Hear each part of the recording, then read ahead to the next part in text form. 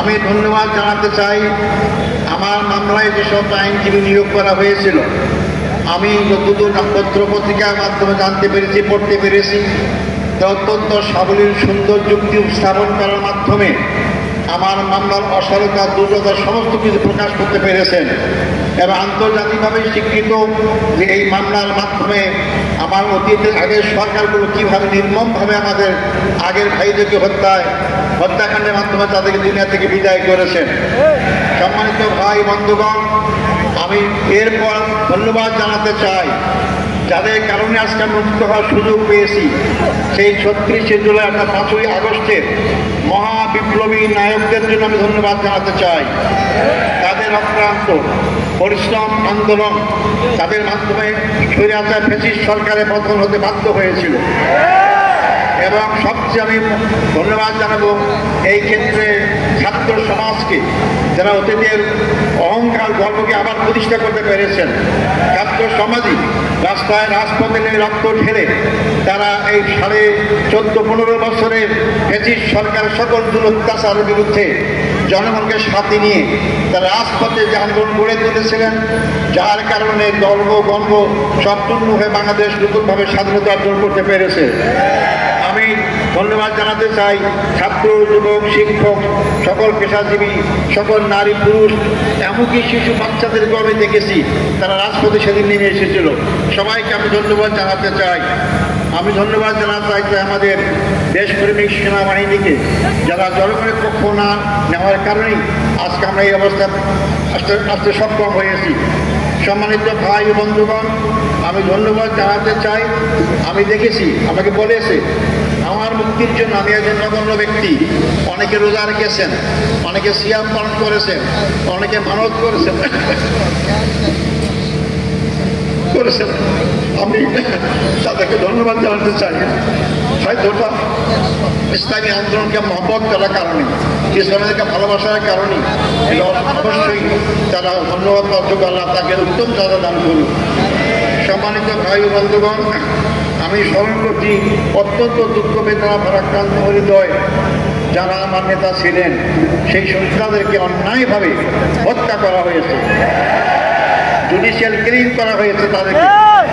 আমাদের শ্রদ্ধেয় নেতা বাংলাদেশ জামাত ইসলামীর আমির শহীদ মৌলানা মতিউর রহমান নিজামী, আমাদের শ্রদ্ধেয় নেতা জনাব শহীদ আলী হাসান মোহাম্মদ মুজাহিদ, আমাদের শ্রদ্ধেয় নেতা জনাব মোহাম্মদ কামারুজ্জামান, আমাদের শ্রদ্ধেয় নেতা জনাব মোহাম্মদ আব্দুল কাদের মোল্লা, আমাদের শ্রদ্ধেয় নেতা জনাব মোহাম্মদ আব্দুল কাদের মোল্লা।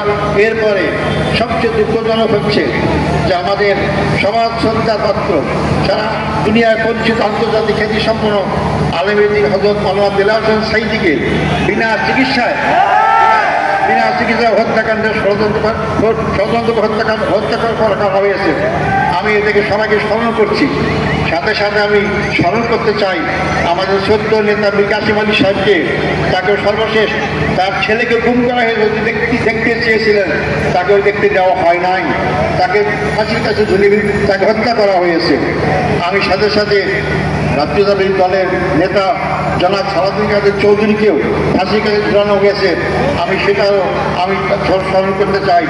সম্মানিত ভাই বন্ধুগণ, আমরা এর মধ্যে হারিয়েছি জেলখানায় আমাদের সেই শ্রদ্ধেয় নেতা অধ্যাপক গোলাম আজমকে, আমরা হারিয়েছি আমাদের মৌলানা আবুল কালাম মোহাম্মদ ইউসুফ সাহেবকে, হারিয়েছি আমরা পাঁচবারের নির্বাচিত এমপি মৌলানা আব্দুল সোবহান সাহেবকে হারিয়েছি।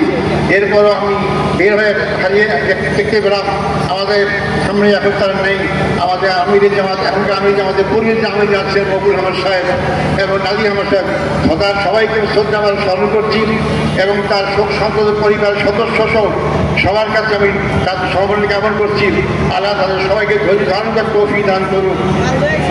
সম্মানিত ভাই ও বন্ধুগণ, আমি এই প্রসঙ্গে বলতে চাই, এই হত্যাকাণ্ডের সঙ্গে যারাই যে পর্যায়ে জড়িত সবাইকে আইনের আওতায় এসে তাদের বিচার করা হোক। আমি জোর করে আবার বলতে চাই, যারাই হত্যাকাণ্ডের সাথে যেখানে যে পর্যায়ে জড়িত সবাইকে আইনের আওতা দিয়েছে, তাদেরকে বিচার করা হোক। তাহলে এই খারাপ সংস্কৃতি চালু থাকবে, এখান থেকে বেরিয়ে আসতে হবে আমাদেরকে। সম্মানিত ভাই ও বন্ধুগণ, আমি আপনাদের কাছে অনুরোধ করতে চাই, আমার জন্য আন্তরিকভাবে দোয়া চাই আপনাদের কাছে। আমার অপরাধ কি ছিল? আমার অপরাধ ছিল আল্লাহর প্রতি বিশ্বাস, এটাই তো আমার অপরাধ ছিল। আর তোমরা চাই, আমি যে আপনাদের কাছে দোয়া চাই যে অপরাধের কারণে ফাঁসির কাষ্ট থেকে আজকে আমাদের কাছে ফুলের মালা পাচ্ছি, রশি গলার সেটাকে ফুলের মালা পাচ্ছি। আমি যেন আজীবন সেই ইসলামী আন্দোলনে আমার জীবন থাকতে, রক্তবিন্দু এক ফোঁটা থাকতে এই আন্দোলনে যদি শহীদ হিসেবে মৃত্যুবরণ করতে পারি, সে তৌফিক আমাদের কাছে কামনা করতে চাই। আমাদের সবাইকে মৃত্যুবরণ করতে হবে, মনে রাখবেন। আজ হোক কাল হোক মৃত্যুবরণ করতেই হবে, মৃত্যুর হাত থেকে বাঁচতে পারবো না। আব্দুল কাদের মোল্লা ভাই আমার আমির ছিলেন, একটা কথা আমাকে প্রায় বলতে, আজার ভাই আমরা যেভাবে গুনাহগার, আমরা এই সব নিয়ে কাল পরকালে জান্নাত পাবো না। জান্নাত করে একটাই মাত্র পথ, তা হচ্ছে শাহাদাত কবুল করা। শাহাদাতই আমাকে জান্নাত দিতে পারে। তাই যে দল, যে জাতি, যে ব্যক্তি শাহাদাত তামান্না করে এগিয়ে যায়, সেই দল, সেই জাতিকে কেউ জমাতে পারে না। সম্মানিত ভাই ও বন্ধুগণ, সেই দোয়া করার সাথে সাথে আপনাদের সবাইকে, সবার মাধ্যমে সারা বাংলাদেশের আপনার জনসাধারণকে আহ্বান করতে চাই, আসুন এই দেশ আমাদের, এই দেশ আমাদের সবার, এই দেশের মানুষের আশা আকাঙ্ক্ষা চিন্তা